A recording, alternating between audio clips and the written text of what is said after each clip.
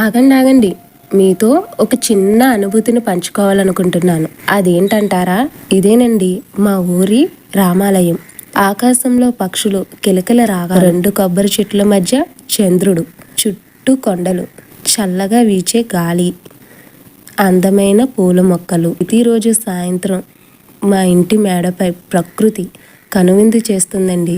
చూడడానికి ఎంతో ఆహ్లాదకరంగా ఉంటుంది. నాకైతే చాలా బాగా నచ్చుతుంది. అందుకే వేసవి కాలం కదా, మేడ మీదే నిద్రపోతాం.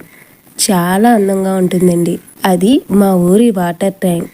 ఏంటి, వాటర్ ట్యాంక్ గురించి కూడా చెప్తున్నాను అనుకుంటున్నారా? ఎందుకంటే ప్రకృతిని ఇష్టపడే వాళ్ళు వాళ్ళ చుట్టూ ఉండే పరిసరాలను కూడా ఇష్టపడతారు కదండి.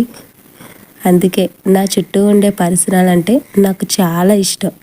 నాకైతే చాలా బాగా నచ్చుతుందండి. మీకు కూడా నచ్చిందా?